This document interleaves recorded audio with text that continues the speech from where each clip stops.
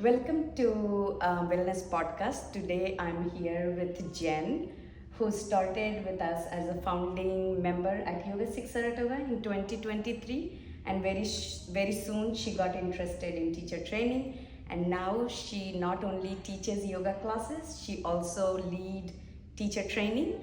And you mostly teach at Cupertino, and then you sub at other locations. So welcome, Jen. And I would like you to share how you started your journey, what kept you coming to the studio. So I started, as Ajnavi said, as a member at Saratoga Studio. Just in passing, I saw a new studio was coming soon, so I was very interested, and I decided to join, not knowing if I would stay with it, but once I joined and started taking classes, I realized it helped me feel really good in my body, and at that time I was working on getting stronger and just healing from various injuries and chronic pain that I had been experiencing. So yeah, from there I just got more and more involved, and it's been very rewarding. What surprised you the most in yoga teacher training? Yoga teacher training was overall a big pleasant surprise. I entered it just wanting to learn more about yoga in general. It wasn't so much centered on myself, but throughout the whole process it was a deep dive into myself, what had brought me to that point, reflecting on past painful experiences and also future goals, and just uncovering and healing from a lot of things that I had been subconsciously holding on to, and it brought in a lot of hope for what would be next for me on the horizon, or just for what could be possible, which teaching wasn't actually the goal, but through that experience I found that I really enjoyed it, and I was very much encouraged by my teaching group mates and just from the whole group in general. And through that experience and the community I found, I just wanted to stay in that and continue to build that here. So the whole And we've stayed very close, and we're just happy to invite more and anyone in who's interested in going through that journey for themselves. Out of 8 formats that we teach at YogaSix, do you think someone can build a complete wellness routine through yoga? I do think so. I think that's something special about YogaSix, that there are so many different class formats, some focusing more on strength and cardio, and others on flexibility, mindfulness, and relaxation, breath work. So there are all types of classes. You can find one that you really enjoy, and also space out different class formats so you have more balance in your body and time to recover from the higher intensity forms. So has your definition of fitness over time had changed? I would say yes, it has changed in the sense that before it would be more tied to athletic performance and sports activities that I would be involved in, and just physical condition for those events. What changed you the most in you because of yoga? What changed the most in me would be connection with my body and with my breath, and staying more regulated in my nervous system, and just having a means of coping with stress, which I feel then allows me to show up as my best self, or just be able to be present with who's around me and with whatever situation that I'm in. And you do a lot of other activities, like you go for camping, you do rock climbing. How does yoga help you in, like, especially in rock climbing? Do you see it helps you? I do see parallels, just in terms of being challenged and having to stay focused on my breath and my body awareness for keeping in control, staying safe, and also just having fun and being in the moment of trying something new and always learning and having fun, while also physically challenging myself and benefiting my Do you do any strength training outside of yoga? I do. Mhm. I do some weight training Uh-huh. at the gym that I'm a part of outside of YogaSix. And strength training, I feel, benefits my body. It allows me to feel stable and supported in my spine and my hips and just areas that I have had injury or have had pain.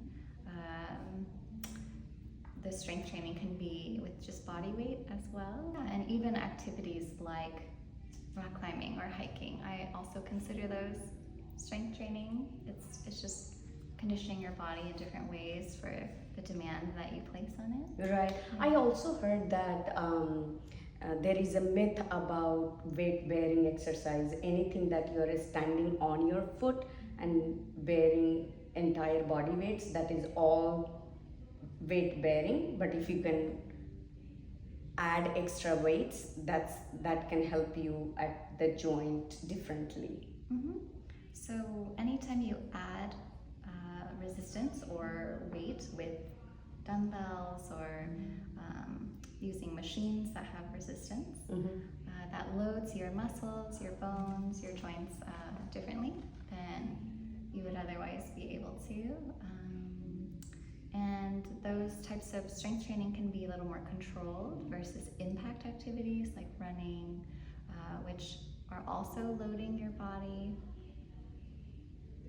in a repetitive type of way. Yeah, so I would consider that more on the cardio. More on the cardio, right. Through yoga. All the movements that we perform bring a lot of awareness to your spine, finding length, allowing your muscles to create that length as you enter any postures or even stretches. So I'm sure you have heard a lot of myth around yoga. What is the biggest myth as per you that you have heard? Most people, when they find out I teach yoga, they say they wish they could do yoga, but they're not flexible enough.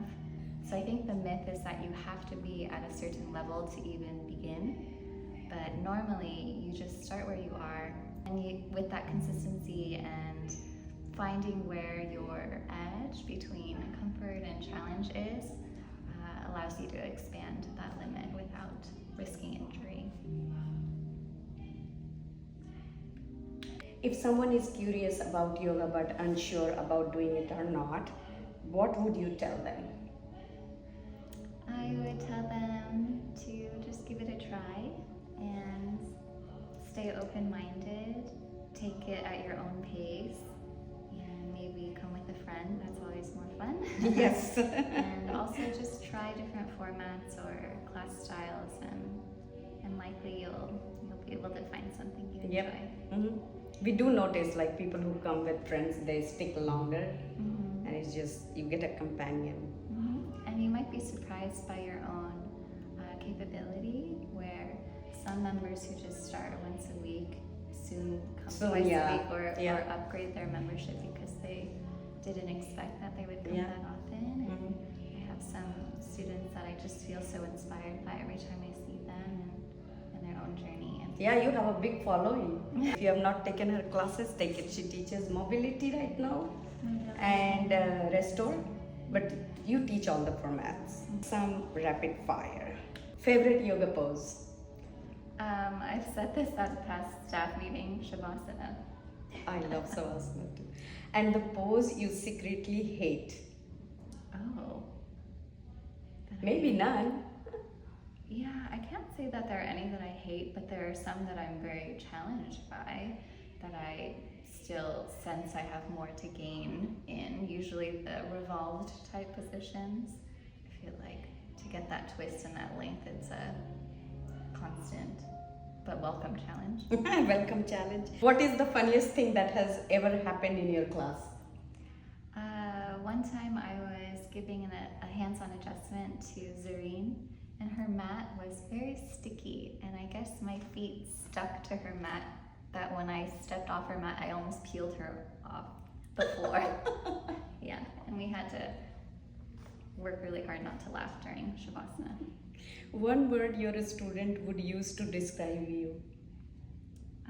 Calming. Agree. What is one lesson from Matt that you carry in your relationship? Just to be present. Be present, yeah, awareness, right?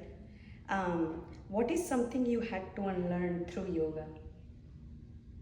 Something I had to unlearn would be comparison.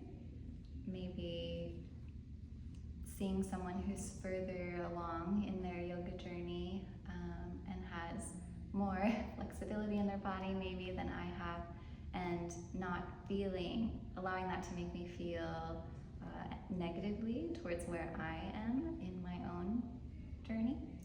What do you think our society needs more of, movement or stillness? I think we need both, but I would say movement for our bodies and stillness in our minds. Do you think we practice yoga to change our bodies or change how we experience our bodies? I think we practice yoga to change how we experience our bodies. And in that new experience, our bodies naturally will change. So what do For you the mean? positive. Yeah, what do you mean by experience? I think just having less judgment, what you can do, and in celebrating every effort that you give, you just gain more. Yes, perfect. What is one thing you wish every beginner knew before taking first class? Every beginner, maybe that the hardest thing is just combating your own fears or negative self-talk for whatever you think you should be or how you should show up or look or move, and you're perfect just as you are. Yeah. Also, I think sometimes it helps when you don't come with having a notion of a class in a certain way.